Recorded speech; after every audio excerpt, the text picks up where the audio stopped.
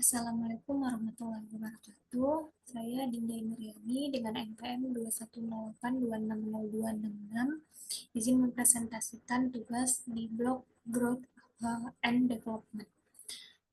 Nah, di sini saya mengambil materi tentang malnutrisi energi protein atau MEP pada balita atau yang sering kita kenal juga dengan gizi buruk. Nah, langsung saja masuk ke definisinya. Apa sih MEP ini? MEP ini adalah keadaan gizi balita yang ditandai oleh satu atau lebih tanda berikut. Jadi gizi balitanya itu sudah rendah, kemudian diikuti oleh tanda-tanda edema bilateral, kemudian pada pengukuran berat badan tertinggi badan atau berat badan terpanjang badan, itu didapatkan hasilnya -3 dari standar deviasi. Kemudian untuk lilanya sendiri kurang dari 11,5 cm pada balita usia 6-59 bulan. Nah, untuk klasifikasinya apa saja sih? Klasifikasinya itu ada dua, ada yang gizi buruk tanpa komplikasi, dan juga ada gizi buruk dengan komplikasi. Nah, kalau gizi buruk tanpa komplikasi, ya tanpa komplikasi-komplikasi ini. Dia Kemudian kalau yang gizi buruk dengan komplikasi itu dia disertai dengan biasanya ada anoreksia, dehidrasi berat, letargi atau penurunan kesadaran, demam tinggi, kemudian ada juga pneumonia berat atau sulit bernapas atau bernapasnya cepat, kemudian ada juga anemia berat. Hmm, dalam gizi buruk biasanya kan ada juga tuh pembagiannya, ada yang kwashiorkor dan marasmus. Namun ini udah masuk ke istilah lama. Apa sih kwashiorkor dan marasmus? Kalau kwashiorkor itu tandanya dianya ekstremitasnya edem, kemudian wajahnya juga tampak sembab, kemudian pandangannya sayu, rambutnya tipis, warna rambutnya seperti warna rambut jagung, kemudian juga mudah rontok, anaknya tampak rewel dan apatis. Sedangkan kalau yang Erasmus itu dia tampak anak sangat kurus, kemudian mukanya itu muka tua atau old face, kemudian anak juga tampak cengeng, kemudian iganya mengambang atau iga gambang, kemudian ada big defense di ekstremitasnya. Nah, setelah sudah didiagnosis tadi, uh, si balitanya, kemudian ada nih tata laksananya. Tata laksananya itu ada yang uh, secara rawat jalan dan juga rawat inap. Untuk pembagian dia kapan sih rawat jalan dan kapan rawat inap. Kalau misalnya rawat jalan itu yang gizi buruk tanpa komplikasi pada anak di atas 6 bulan. Sedangkan kalau misalnya gizi buruk tanpa komplikasi tapi pada anak di bawah 6 bulan itu dianya tetap dimasuk ke tata laksana rawat inap. Nah, kalau yang gizi buruk dengan komplikasi sudah pasti dianya masuk ke tata laksana rawat inap. Nah, kita bahas dulu yang tata laksana rawat jalan. Apa saja sih yang diberikan? Yang diberikan yang pertama itu ada antibiotik spektrum luas, yaitu diberikan amoxicillin, dosisnya 15 mg per kilogram berat badan per 8 jam selama 5 hari. Kemudian diberikan paracetamol jika ada demam. Kemudian dikasih juga untuk energinya sebanyak 150 sampai 220 kilokalori per kilogram berat badan per hari. Kemudian juga diberikan juga proteinnya 4 sampai 6 gram per kilogram berat badan per hari.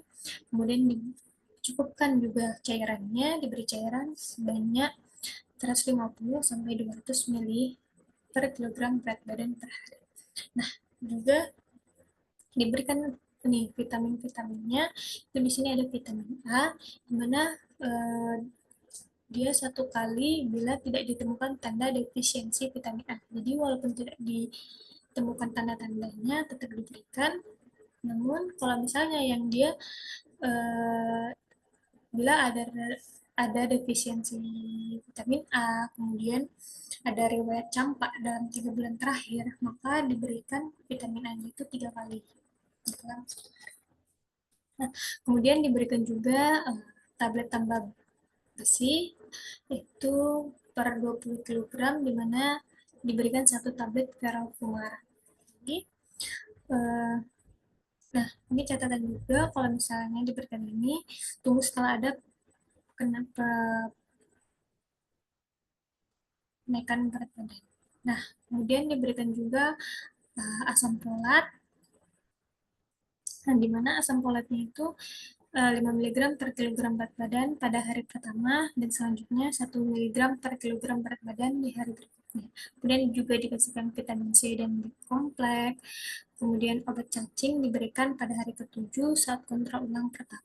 Jadi obat cacing ini nanti setelah kontrol 7 hari baru dikasih. Kemudian diberikan juga lagi zat besi sebanyak 3 mg per kilogram berat badan setelah ada kenaikan berat badan atau kurang dari 20 kg, eh, itu diberikan setengah tablet ferrol kemarin. Maaf untuk Nah, selanjutnya tadi kan udah tata laksana rawat jalan. Nah, gimana tata laksana untuk eh, rawat tata laksana rawat inapnya. Tata laksana rawat inapnya itu dia ada terbagi menjadi 4 fase, di mana fase yang pertama itu ada fase stabilisasi, kedua fase transisi, ketiga fase rehabilitasi, dan keempat fase tidak lanjut. Nah, untuk fase stabilisasi itu kita menangani hipoglikemi, hipotermi, dehidrasi, elektrolit, infeksi, kita berikan zat gizi mikro, kita memberikan makanan stabilisasi, kemudian diberikan juga stimulasi tumbuh kembang. Nah, untuk hipoglikemi ini biasanya diberikan larutan gula atau bisa juga diberikan dextrose untuk melalui infus. Kemudian untuk hipotermi itu di bawah di kalau balita di bawah lampu infrared warmer itu diletakkan situ. Kalau untuk dehidrasi ya diberikan cairannya, elektrolit juga, kemudian infeksi ya diberi antibiotik, untuk zat gizi mikro diberikan tadi vitamin-vitamin tadi, kemudian makanan stabilisasi ini tadi eh, yang sudah diatur oleh ahli gizi diberikan. Kemudian untuk stimulasi tumbuh kembang itu dari maternalnya, dari ibunya.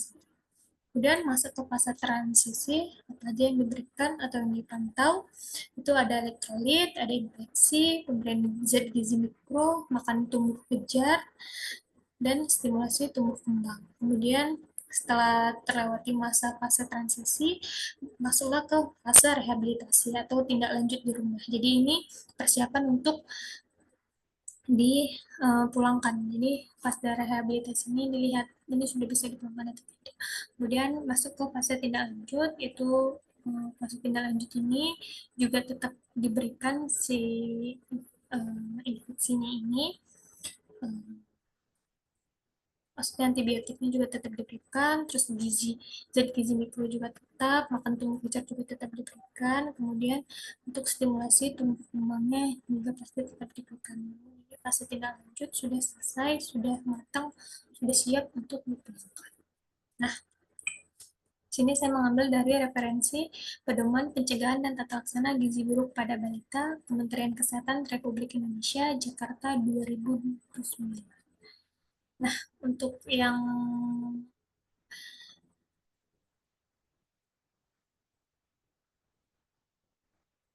maaf, ini 2019.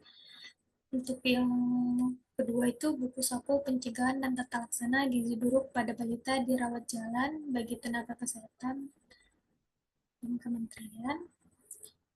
Kemudian Departemen Gizi Kesehatan Masyarakat tahun 2010, Gizi dan Kesehatan Masyarakat, Raja Wali Pers 2000, Jakarta.